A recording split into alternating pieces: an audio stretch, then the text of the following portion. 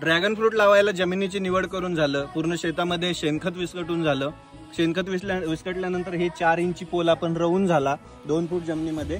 त्याच्यानंतर आपल्याला लागवड करायची, रिंग लगेच टाकायची गरज नाहीये, ते तुम्ही 2-4 महिन्यांनी टाकू शकता ग्रोथ झाल्यावर। तर आपल्याला पोलच्या 4ही बाजूने आपल्याला प्रत्येक पोलला 4 रोपं लावायची आहेत।